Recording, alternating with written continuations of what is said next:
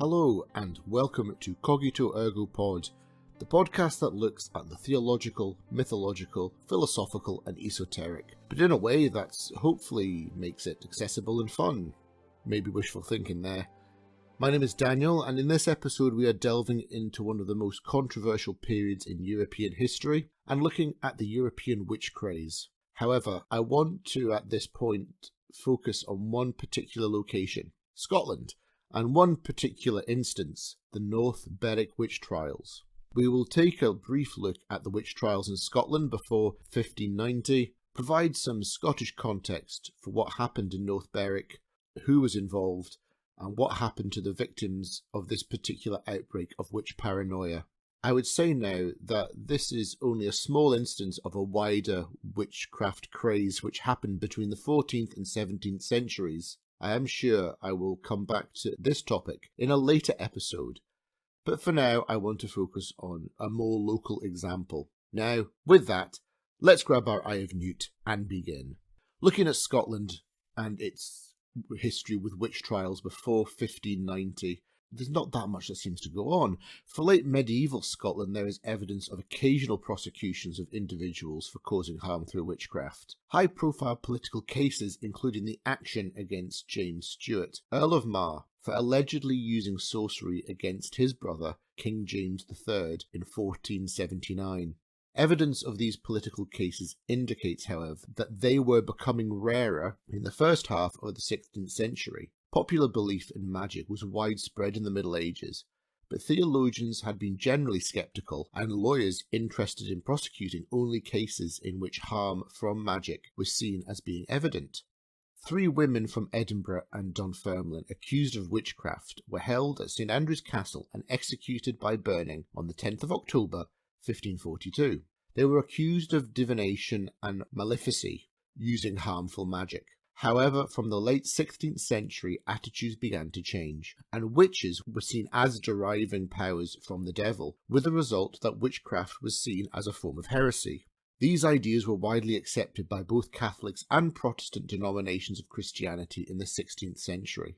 In the aftermath of the initial Reformation settlement of 1560, Parliament passed the Witchcraft Act of 1563, one of a series of laws underpinning biblical laws and similar to that passed in England a year earlier, which made the practice of witchcraft itself and the consultation with witches capital crimes. This act stayed on Scottish statute books until repealed as a result of a House of Lords amendment to the bill for the Post-Union Witchcraft Act of 1735. The first witch hunt under the 1563 Act was in the east of the country in 1568-69 in Angus and the Mains, where there were unsuccessful attempts to introduce elements of diabolic pact, and the hunt collapsed.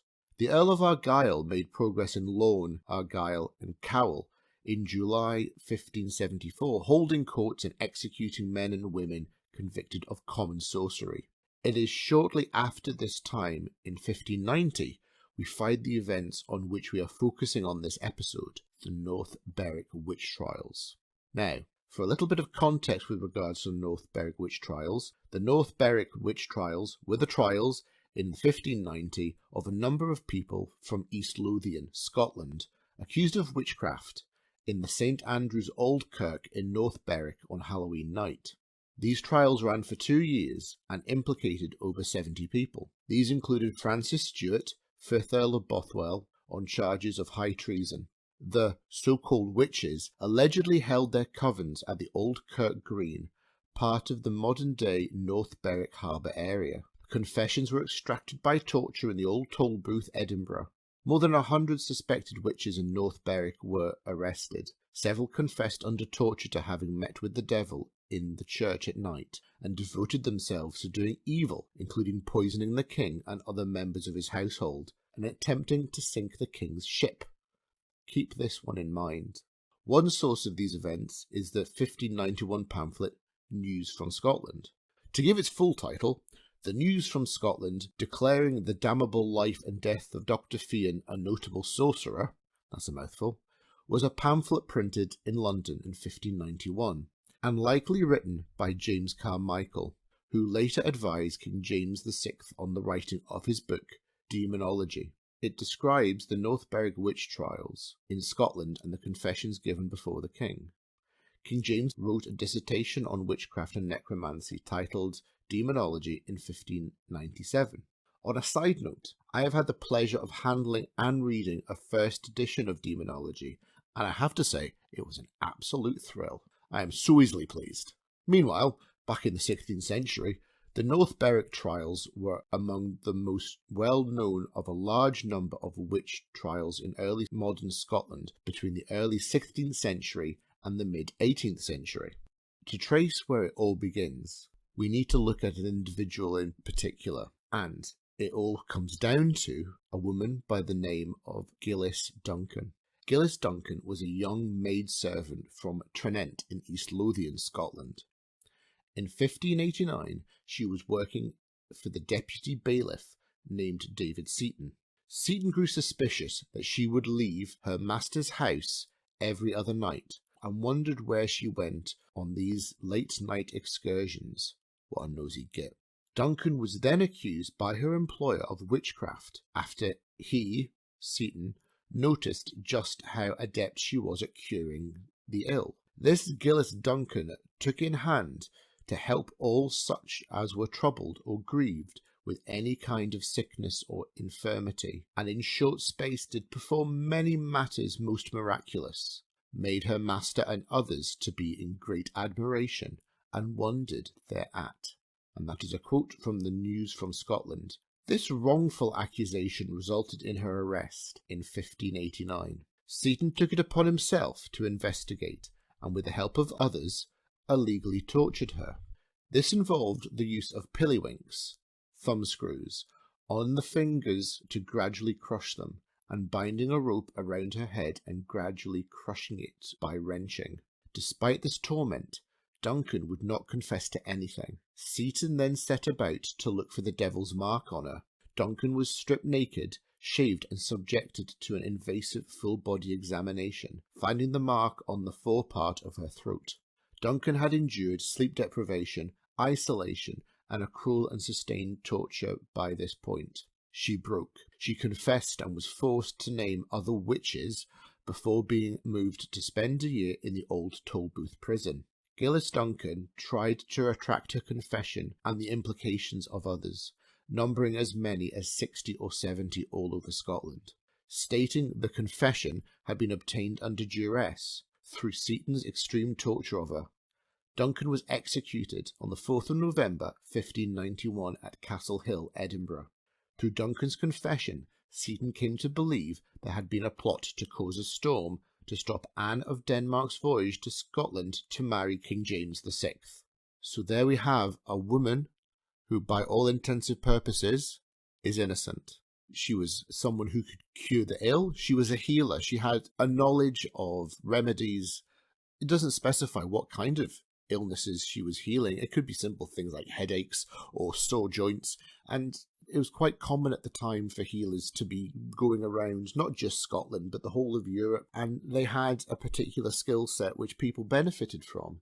However, in this case, as was the case with many witches, people who were seen as healers were also seen as those that were dabbling in the dark arts. So poor Gillis Duncan here was the victim of her innocence, really, and trying to be helpful. And you can hear this story where torture was used, various forms of torture, which sound shocking, but if we're honest, it's not an unusual thing in the history of witch trials and the general witch craze that was spreading over Europe at the time. Now, to get back to the story, at the end there, I said about this storm to stop Anne of Denmark's voyage. Now, there is a Danish connection. It's less Gene Hackman, a little bit more bacon. And if you get that joke, I'm very impressed. So, this was the first major witchcraft prosecution in Scotland, and began with a sensational case involving the royal houses of Denmark, Norway, and Scotland. King James VI sailed to Copenhagen to marry Anne of Denmark, sister of Christian IV of Denmark. During their return to Scotland, they experienced terrible storms and had to shelter in Norway for several weeks before continuing. At this point, the interest in witch trials was revived in Denmark because of ongoing Trier witch trials in Germany, which were described and discussed in Denmark. The admiral of the Danish fleet, Peder Munk, argued with the treasurer Christopher Valkendorf about the state of the ships used to transport Anne of Denmark. The storms were blamed on the wife of an official in Copenhagen whom he had insulted. The Copenhagen witch trials were held in July 1590. One of the first Danish victims was Anna Koldings, who, under pressure, divulged the names of 5 other women, one of whom was Malin, the wife of a burgomaster of Helsingør. They all confessed that they had been guilty of sorcery in raising storms that menaced Queen Anne's voyage, and that on Halloween night they had sent devils to climb up the keel of her ship. In September, 2 women were burnt as witches in Kronborg. James heard news from Denmark regarding this and decided to step up his own tribunal. The same weather caused an accident in the River Forth, drowning Anne Kennedy, who James had appointed to be chief of Anne's ladies-in-waiting.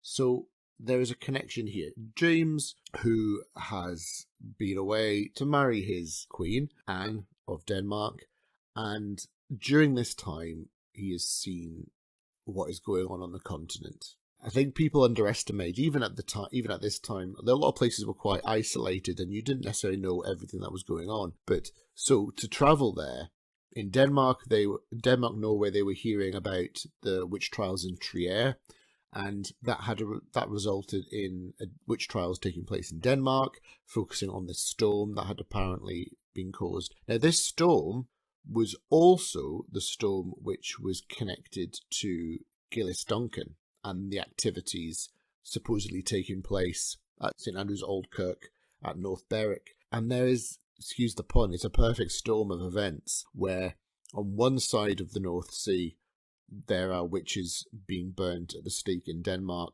while over in Scotland there is also this rumblings, this development taking place. And as I alluded to when I was talking about Gillis Duncan, there was she named 70 individuals across Scotland who were also apparently involved. And I think it's really important that we look at some of these individuals as well as part of this, because it's not just about her, about Duncan, but it's about these other people who were implicated, and kind of looks a bit at how it all sort of snowballs and how things sort of develop when hysteria and paranoia take control of situations. So some of the other victims included the likes of Agnes Sampson, known as the wise wife of Keith. Sampson lived in Netherkeith, a part of the Keith Marischal barony in East Lothian, Scotland. She was considered to have healing powers and acted as a midwife.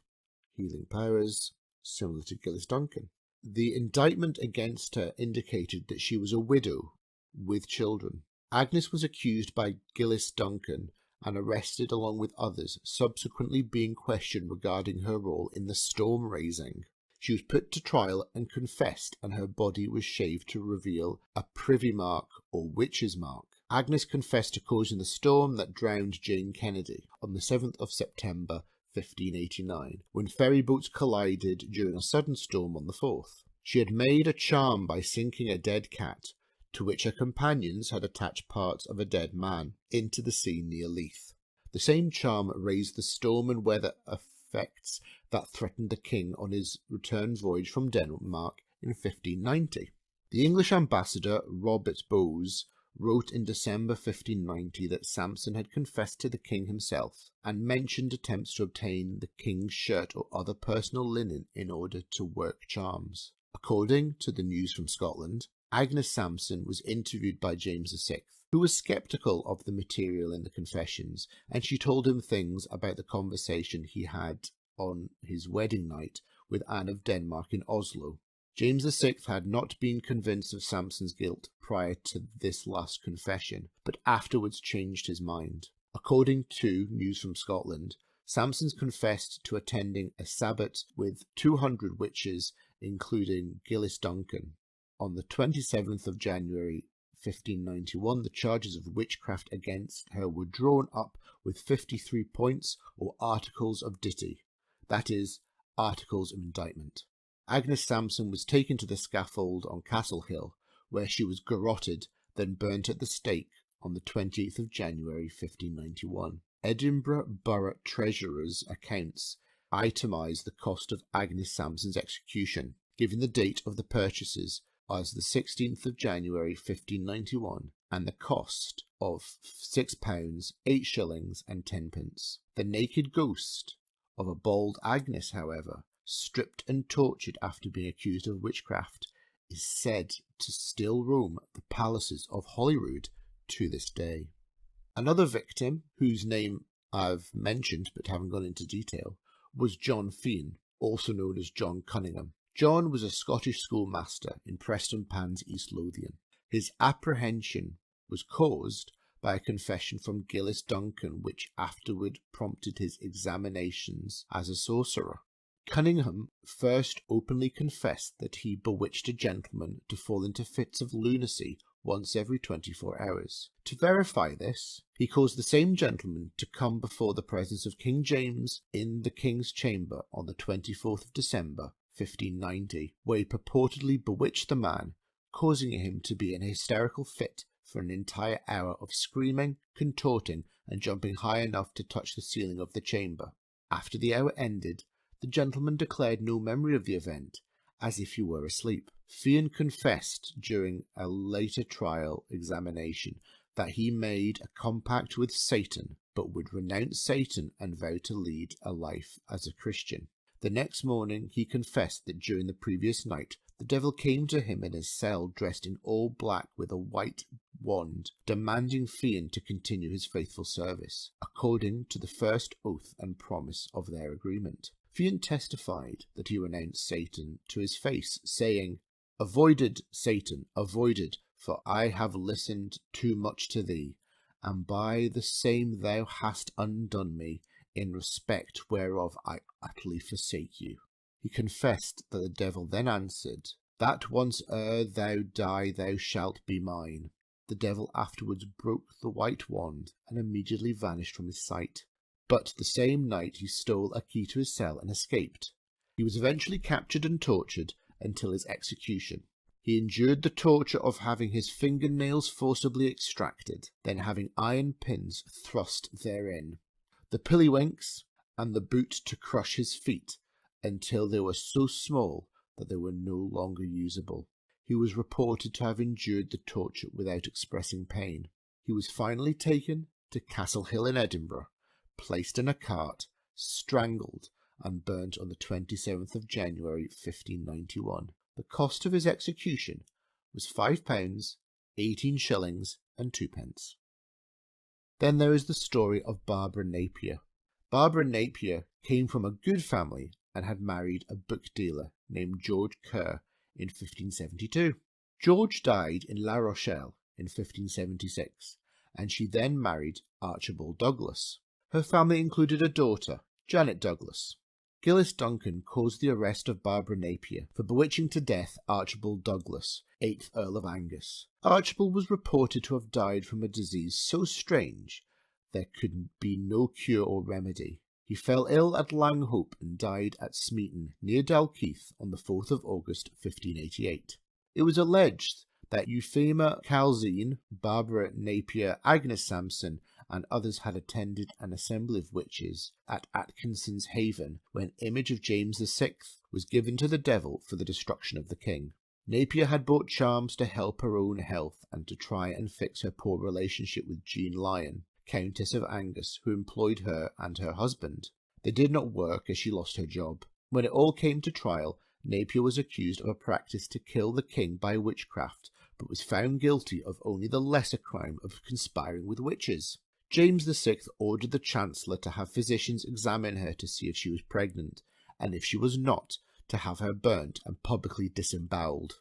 James VI wanted an appeal to overturn the first verdict in order to better prosecute the Earl of Bothwell. An assize of error was planned.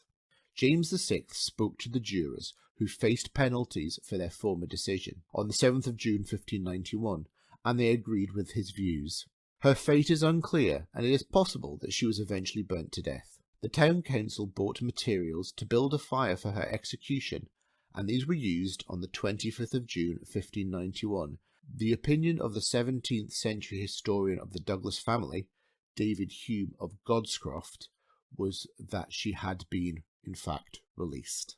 Now, let's look at Euphema. Euphema Macalzean was born at Clifton Hall, west of Edinburgh, the only child of Thomas Macalzean, Lord Clifton Hall, an eminent Edinburgh judge, future Provost of Edinburgh, and Senator of the College of Justice from 1570, who recognised Euphema legally as his daughter and heir in 1558. Macalzean married Patrick Moscrop, who served as a justice deputy, but the relative power of their families meant that Patrick took her father-in-law's surname of Macalzean.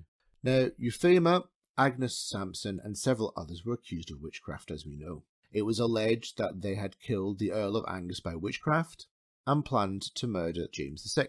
James was a king by divine right, and he had been as the chief defender against the devil. James was convinced that magic was involved when Agnes Sampson recounted details of James's first night with his wife Anne of Denmark, as we've already seen. The prosecutors cast Macalzean as a controlling personality who used magic to bewitch her husband. She had allegedly tried to cause the deaths of her husband, his father, and his extended family. The charges included the accusation that she had used her skills to relieve the God-ordained pain of women giving birth. How terrible a crime is that? Macalzean was said to have caused the death of her cousin and her nephew.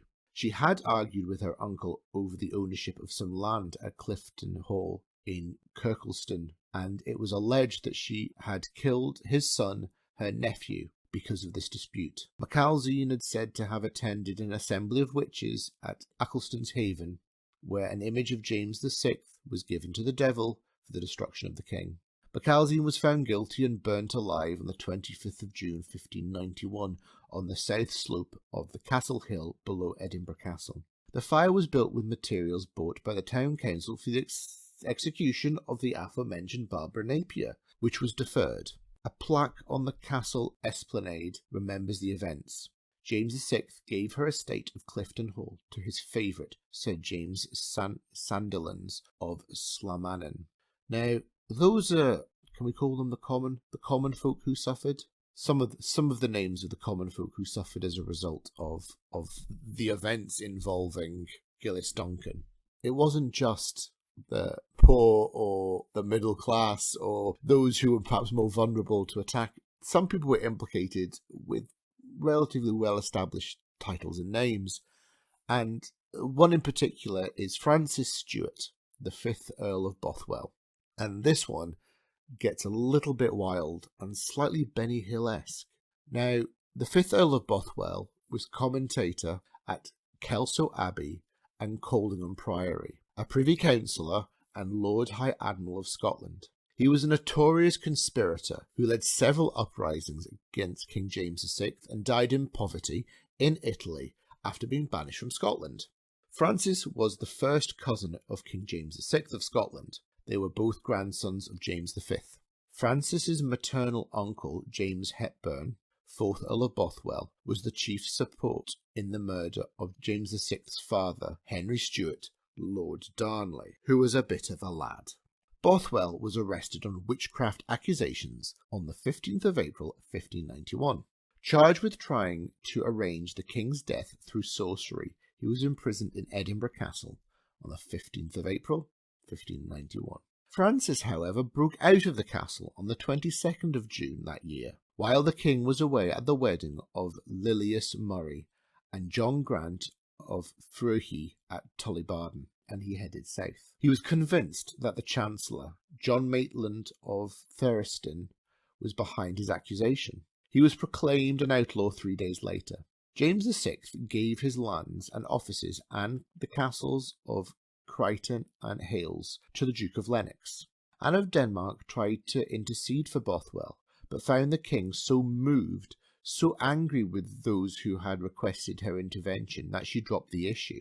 Bothwell spent his days at Crichton but hid at night in the woods and other places. In July 1591, William Hunter sent news to William Cecil of the search for the rebel Earl. James VI had gone to Kelso as there was news of Bothwell in Aberdeen. Bothwell was thought to be in Leith on the 18th of October, where his wife was staying, and the king hunted for him. James Sandilands captured his servant Robert Scott, brother of the Laird of Balwearie, but the Earl could not be found.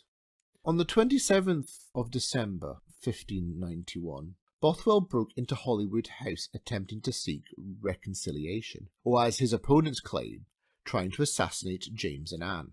The twins Patrick and John Shaw were killed trying to defend the king. Some of his supporters were captured, including David Cunningham of Robertland, and some were sentenced to death. Anne of Denmark pleaded with James for their lives, especially for John Naismith. Reports of Bothwell at Moreham, his mother's Tower house, and Coldingham resulted in the king leading a party from Holyrood on the 13th of January 1592 to apprehend him. However, the king's horse threw him into a pool of water, from which a local yeoman had to rescue him by the neck, and the chase was abandoned. Early in 1592, Bothwell addressed a letter to the clergy of Edinburgh, indignantly disowning the witchcraft charges. On the 7th of April, the king again went in pursuit of Bothwell, crossing the Forth to travel north, Bothwell having been heard of in Dundee.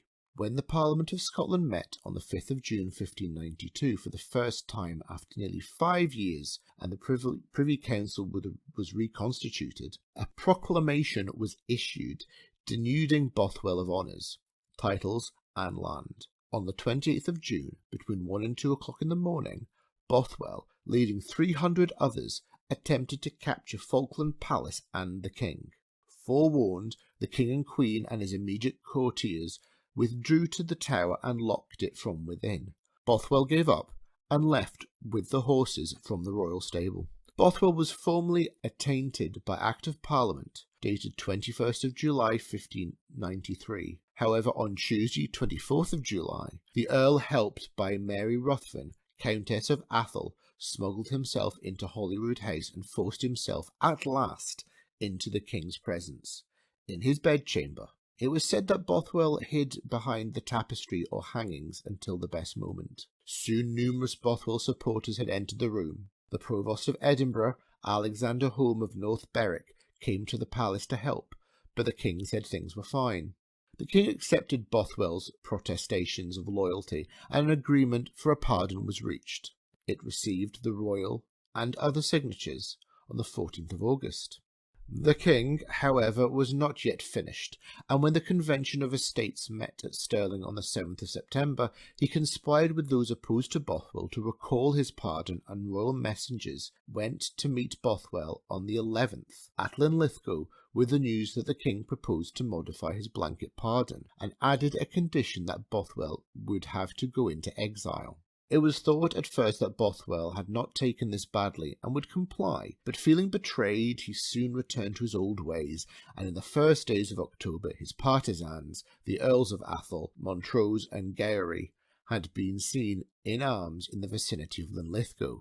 It is not clear whether Bothwell was with them. However, a warrant was issued against Bothwell and others on the 11th of October. As a result of his poverty and lack of support, however, Bothwell had no option left to him but to change religious sides. A new Privy Council proclamation against him, dated the 30th of September 1594, stated that he had thrown off the cloak of religion, meaning Presbyterianism, and openly allied himself in a new confederacy against the king with the Roman Catholic Lord Huntly, Angus, Errol, and others.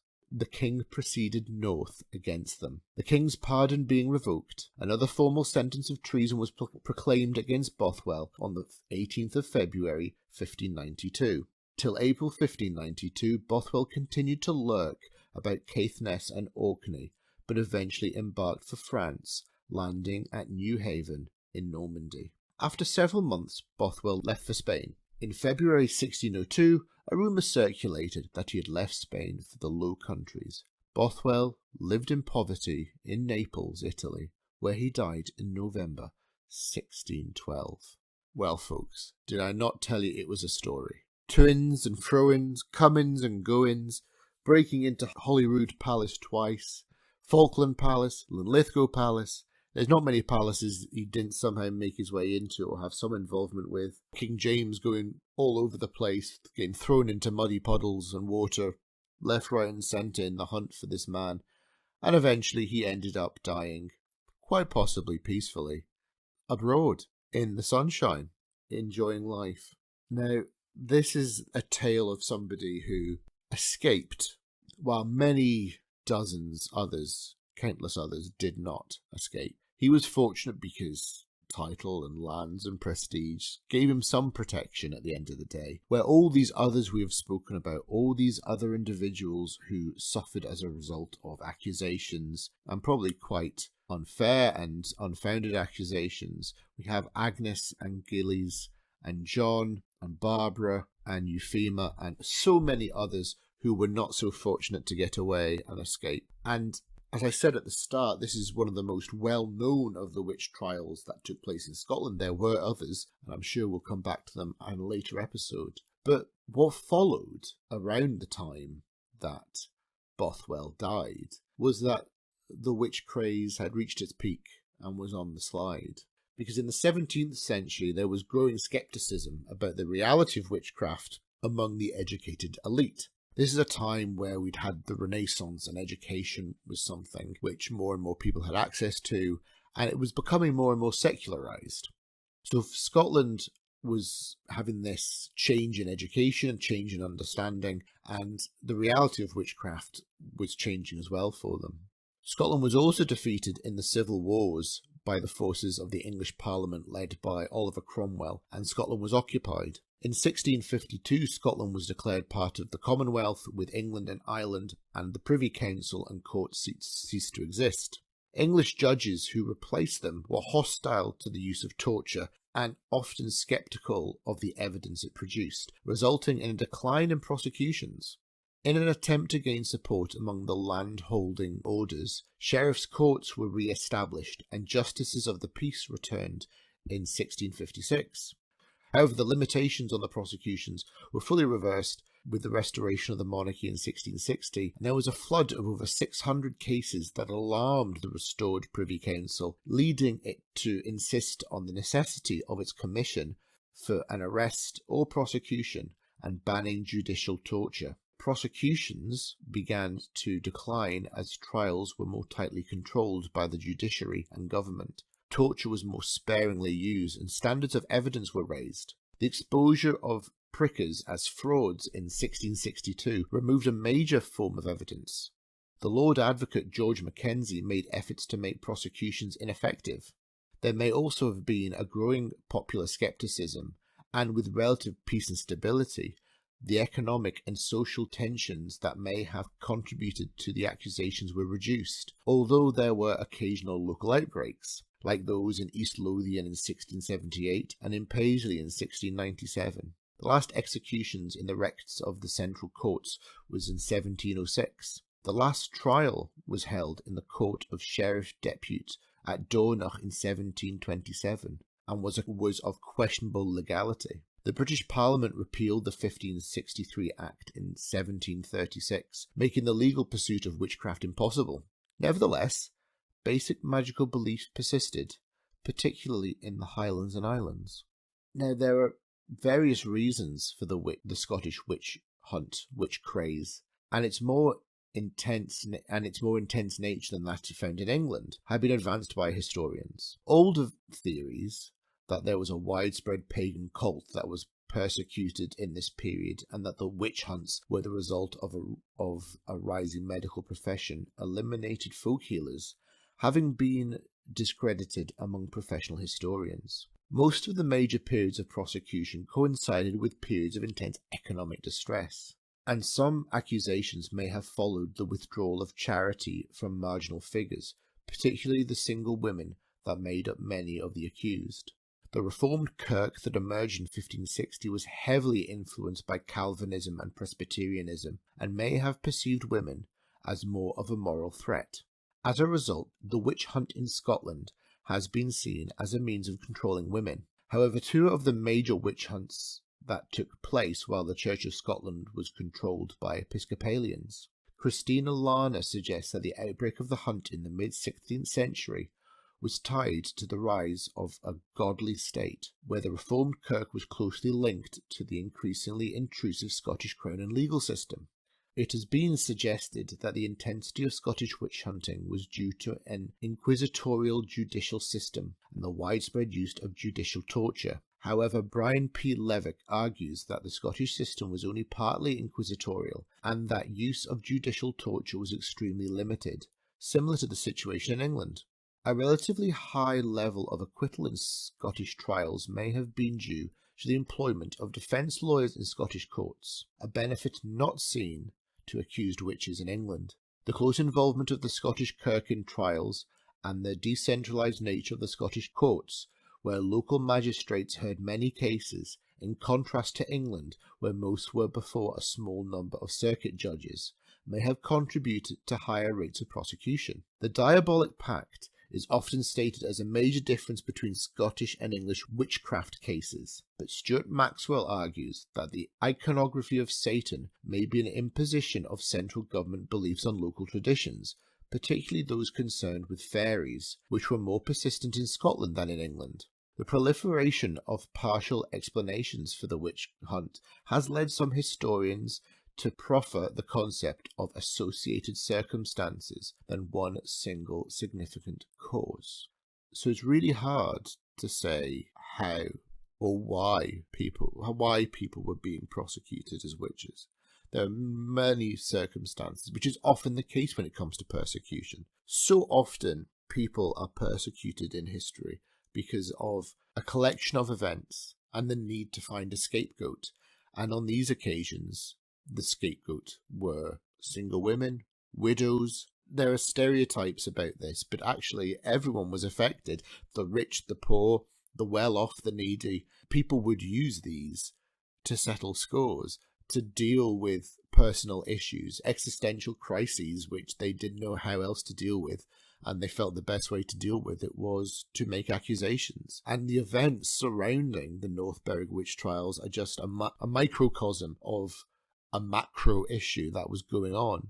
They did end almost as quickly as they began, which isn't probably true because witch trials in Scotland lingered on a lot longer than many other places in Europe. And in the future, when I talk more about witch trials, I'll be able to give more detail on that. But for now, that's all you're getting. But it was the case that Scottish witch trials chundled along a lot longer than in many other places where they've been quite popular. Some people think Scotland were later to the game than other places. Now, that may have been an impact. But at the end of the day, these were, for all intents and purposes, innocent people who were being prosecuted and suffered. Now, it does have to be said that in March 2022, so more or less this time last year, Nicola Sturgeon, the then First Minister of Scotland, apologised for the prosecution of alleged witches during the 16th, 17th and 18th centuries. Now, wasn't that kind?